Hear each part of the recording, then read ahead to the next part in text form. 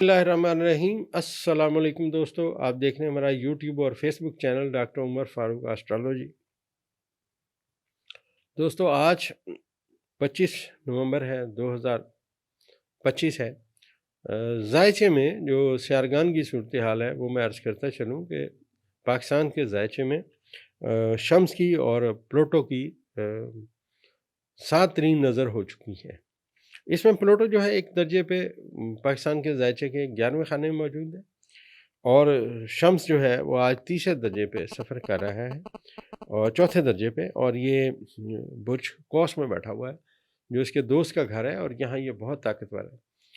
اب اگر اس ذائچے کو بغور پڑھا جائے، احباب جو ہیں وہ بہت باتیں کرتے ہیں، کہتے ہیں جی کب ٹھیک ہوگا پاکستان۔ دیکھیں دوستو، بستی بسانا آسان نہیں، یہ بستے بستے بستی ہے۔ اسی طرح دوستو یہ جو ذائچہ ہے، سیارگان جیسے جیسے موو ہوتے ہیں، جیسے جیسے کمیونیکیشن کرتے ہیں، ہر ستارے کا ہمارے جو اساتذہ کرام اس دنیا میں جنہوں نے بہت محنت کی، انہوں نے قاعدے اور کلیے رکھے ہوئے۔ اب شمس اگر ایک درجہ طے کر کے کسی کے ساتھ نظر ملاتا ہے تو وہ 1 سال کی بات ہوتی ہے۔ تو جو ہی شمس آیا، برج قوس میں انٹر ہوا، تو اس کی پہلی 7 نظر جو ہے نا وہ پلوٹو کے ساتھ ہو چکی ہے۔ اب پلوٹو کے ساتھ یہ 7 نظر بہت گہرے لیول پہ ہے، اور یہ اس بات کی نشاندہی کرتی ہے کہ پاکستان میں اب حالات اور واقعات بہتر ہوں گے۔ اس کی دلیل یہ ہے کہ پاکستان کے ذائچے کے 4تھے خانے میں سیارگان کا کران ہو چکا ہے۔ اس کے بعد آپ دیکھیے ایک سیلاب بھی آیا جس کی میں نے پریڈکشن کی ہوئی تھی۔ کرنٹلی ذائچے میں جو سیارگان ہیں ان میں جو چاند ہے آج آخری درجات میں برج جدی میں موجود ہے۔ اب یہ برج جدی سے آج شام تک برج دلوں میں آ جائے گا، جہاں پہ آ کے یہ پلوٹو کے ساتھ اپنا کران کرے گا۔ جب یہ پلوٹو کے ساتھ کران کرے گا تو سورج بھی اس کو اپنی پوری طاقت دے گا۔ یہ جو نظرات کا قانون ہے دوستو، یہ ذائچے میں بہت اہمیت رکھتا ہے۔ کسی وقت کو استخراج کرنے کے لیے نظرات ہی زیادہ کام آتی ہیں، یا ذائچے میں سیارگان کا کران چلتا ہے۔ ابھی ذائچے میں یہ جو پازیٹیو نظر ہے، یہ ملک میں آنے والے وقت میں کچھ تبدیلیوں کی بات کر رہی ہے۔ جیسے میں نے آپ سے پہلے عرض کیا کہ زحل جو ہے وہ 28 تاریخ کو اپنی ریورس ختم کرے گا۔ اب جب وہ ریورس ختم کرے گا تو چیزیں جو ہیں اب پہلے والی نہیں رہیں گی، اور زحل جو ہے یہ بہت گہری حکمت عملی کے ساتھ سفر کرنے والا ستارہ ہوتا ہے، اور زحل کا جو انسان ہوتا ہے اسے بڑی عمر کا بہت سمجھدار مدبر انسان سمجھتے ہیں اگر پازیٹیو ہو۔ اور یہاں ذائچے میں جو خان صاحب کے ذائچے میں زحل کا مقام ہے، یہ بہت اہمیت رکھتا ہے، کیونکہ ان کے ذائچہ پیدائش میں زحل جو ہے وہ اپنے بادشاہت کے مقام پہ بیٹھا ہوا تھا، اور دوسرا ستارہ چاند اپنے بادشاہت کے مقام پہ بیٹھا ہوا تھا، اور چاند کے ساتھ مشتری بیٹھا ہوا تھا۔ یہ خان صاحب کے ذائچہ پیدائش میں، اور سب سے ونڈرفل بات یہ ہے کہ ذائچے میں نیپچون جو ہے یہ بھی زحل کے ساتھ بیٹھا ہوا تھا۔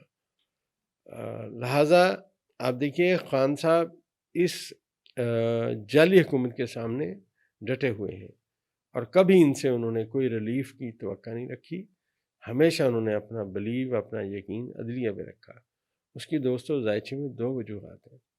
پہلی بات یہ ہے کہ مشتری ایک انتہائی سعد ستارہ ہے، پازیٹیو ستارہ ہے، گو کہ اگر یہ ریورس ہو تو دھوکے اور فراڈ کے خیالات بھی پیدا کرتا ہے، 2 نمبریہ بھی پیدا کرتا ہے، اس میں کوئی شک نہیں۔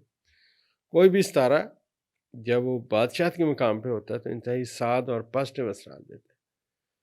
لہٰذا یہ جو 2 ستارے میں نے آپ سے عرض کیا کہ خان صاحب کے ذائچے میں 12ویں خانے میں ہے، ایک تو زہرہ 12ویں خانے میں، اور ایک عطارد ریورس ہو کے یہاں آیا ہے۔ اب یہ دونوں ستارے 12 دسمبر 2025 کو یہاں سے چلے جائیں گے، اور خان صاحب کے پھر ذائچے کے 12ویں خانے میں کوئی ستارہ نہیں رہے گا۔ لہٰذا یہ جو وقتی طور پہ جو ستارے آئے، کیونکہ ہر ستارہ ایک سفر طے کر رہا ہے، برج جو ہے وہ 30 درجے کا ہوتا ہے، تو ستارے کا اپنا ٹریول چل رہا ہوتا ہے۔ تو ذائچے میں جو خان صاحب کی موجودہ صورتحال ہے، یہ بڑی تیزی سے ترقی کی اور بہتری کی سمت میں جا رہی ہے۔ جنہیں پریشان ہونا چاہیے وہ عمران خان صاحب کے مخالفین ہیں۔ آپ آج دیکھیے کہ مخالفین بھی مجبور ہوئے کہ عمران خان صاحب سے بات کی جائے۔ ان کی آپس کی جو میں نے عرض کیا تھا کہ جو جھگڑے ہیں وہ شروع ہو جائیں گے۔ آج آپ دیکھیں پیپلز پارٹی کا منہ کس طرف ہے اور نون لیگ کا کس طرف ہے، اور ان کی آپس میں باتیں اب ہونا شروع ہو گئی۔ تو یہ طے ہوا تھا، پھر اس کے بعد بلاول بھٹو نے وزیر اعظم بننا تھا۔ یہ خیالی باتیں جو تھیں کہ ہم کیونکہ ہمارے ہاتھ میں ہے سب کچھ، حالانکہ سب کچھ اللہ پاک کے ہاتھ میں ہے، مالک کے ہاتھ میں ہے۔ اور میں اس وقت جو ذائچے میں سیارگان کی پوزیشن ہے، اس میں نے پہلے بھی آپ سے عرض کیا کہ بہت بڑے ستارے جو پلوٹو ہے، جو نیپچون ہے، جو یورنس ہے، یہ پاکستان کے حال کے خانے میں بہت بڑی تبدیلیاں لائیں گے۔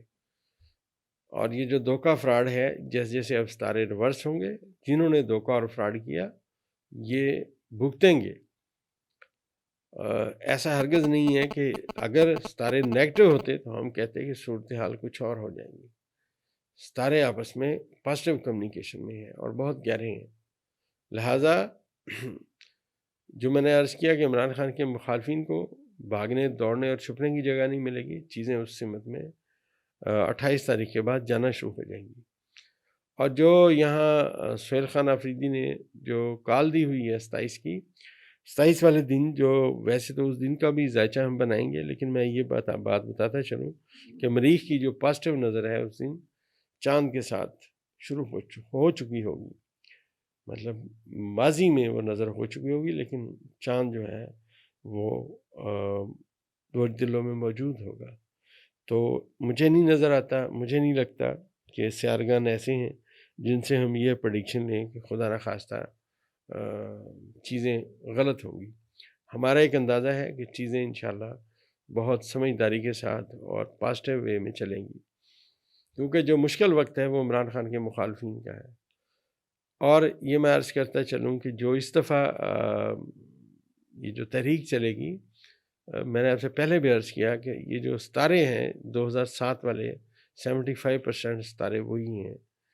ان میں سے صرف ایک ستارہ جو ہے نیا جو اس ذائچے میں ایکٹیو ہے وہ نیپچون ہے، اس کے نتیجتاً دھوکہ اور فراڈ سامنے آتا ہے۔